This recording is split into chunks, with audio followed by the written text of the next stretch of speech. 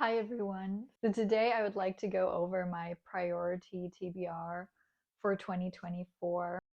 These are 7 to 8 books that I've picked out from my physical TBR shelf that I've been on there for a while, or that I just really want to read this next year and that I really believe could be 5-star books for the most part. And I'm putting together this list just as a reminder for myself to make sure that I really get to them this year. Okay, so let's get started. One of my intentions for 2024 is to read more sci-fi, and also, of course, I feel like everyone to continue some series. So one book that I would really like to get to this coming year is Record of a Spaceborne Few by Becky Chambers. I've had this pretty much since it came out in paperback, I believe. I've always wanted to read it. I just haven't picked it up yet. Not sure why. I really, really loved the first book in the Wayfarer series, Long Way to a Small Angry Planet, and I also really enjoyed book 2. Maybe not quite as much as book 1, but still, I really want to continue. And I have the book right here. So this is the first book in my kind of quest to read some of the sci-fi books that are already on my shelf anyways. And then the second book, kind of in a similar vein, is Red Rising by Pierce Brown. This book, I believe I first actually picked up book 3 because I found it signed in a bookstore. And then later I picked up the first one so that I can actually start the series. And it's just been sitting on my shelf. But this year I am definitely reading this because I've actually already started in January. This is kind of like a series that has 2 trilogies, I believe. Like there's the first sort of original trilogy, and then the author continued on. Just been hearing so many good things about this series that made me curious. So now is the time to read this for me finally. And this one's kind of like a sci-fi, but more of like with a dystopian feel to it. It takes place on Mars, where the people are kind of categorized into different groups, which are shown by the color that they are. So the reds are the lowest, and the golds are kind of the rulers of this world. And our main character, Darrow, gets involved with this group of rebels who are trying to change things. And then the last book in my science fiction category is by Gail Carriger, or I believe, yeah, no, she does write as Gail Carriger in this one, and this is her new science fiction trilogy, and it completely released already last year. It's the Tinkered Star Song, I believe. And the first book, Divinity 36, I already have, and she's one of my favorite authors. I really loved her other series, which I can't remember what they're called right now.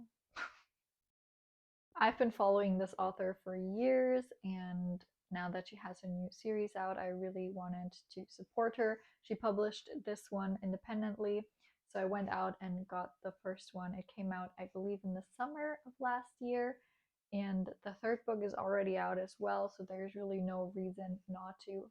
And it just sounds so interesting and hopefully funny as well, because Gail Carriger certainly always makes me laugh.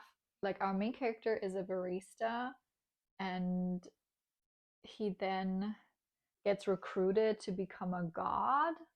And I'll just read you this like little paragraph at the back because it just describes the book very well. Welcome to Divinity, where there is no difference between celebrity and religion, love and belief, acolyte and alien, where the right kind of obsession can drive a person crazy or turn them divine. I really haven't heard anything about this series yet, but I'm very excited to pick this one up. The next one is a book that I've had for a long time, again, as well, because I really want to read as many of her books as I can, and that is Chimamanda Ngozi Adichie. I've read Americana a couple years ago now, and I've and always planning to pick up more books, and I've just like never made the time to actually do that. But Half of a Yellow Sun has been on my shelf, and I just feel like this is the year where I'm finally going to pick this up. Um, she writes kind of more literary contemporary type of novels, and this one is set in the 60s. So I don't know, can we call that historical yet? Set in Nigeria in the late 60s, and we're following a couple different characters. And honestly, I don't feel like I need to know that much more because I just trust this author to craft a beautiful story. It is a little bit intimidating because even though the book doesn't look that big, it actually does have over 500 pages. Like 540 pages, which I just don't read as often in like non-fantasy books. I just think I'm really gonna enjoy this. I love the author's writing style. So just really looking forward to when I'm gonna pick this up. And this is actually the one that I'm kind of planning on picking up next. So crossing my fingers that I'll actually do that. And then the last category is kind of fantasy books that I've been meaning to pick up. The first one in that is Jade City by Fonda Lee. I mean, this one's just a booktube favorite at this point. I've been hearing so many good things about it, and I don't want to miss out. I really, really want to read this one too. It sounds super interesting, kind of like a high fantasy, more urban setting with these mafia families. It sounds super intriguing. I've heard so many good things. Apparently, it's very emotional as well and heart wrenching. So I'm a little bit scared, but mostly very excited. This one hasn't been on my shelf for too long, but still, I believe it's been over a year, so really is time to finally pick this one up. And hopefully I'm just gonna love it as much as everybody else seems to.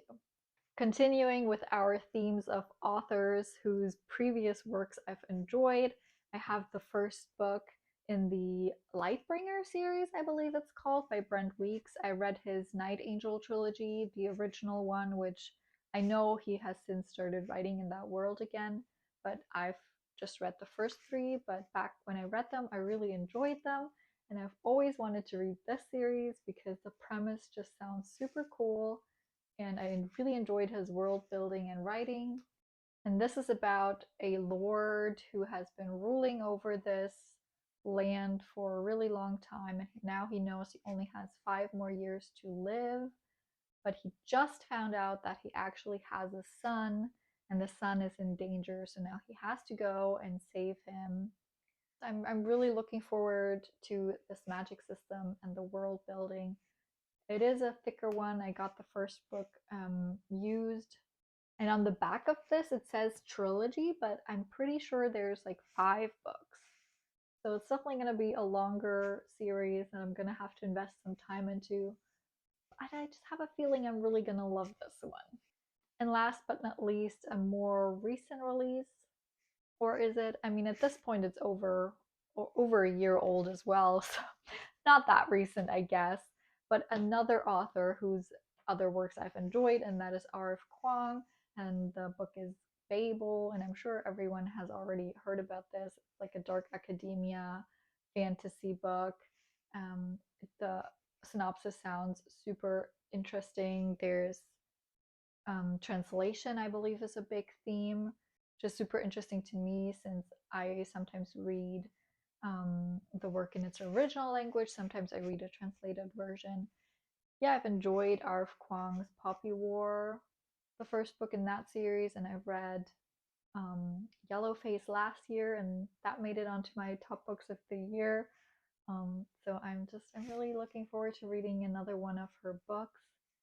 This one sounds dark. I'm not sure how big the fantasy element in this is. I think it's also described as alternate history. Yeah, hopefully I'm going to love this one. And then the last book that I'm going to mention is kind of like more of an honorable mention because I'm not 100% set on if I'm actually going to do it this year or not.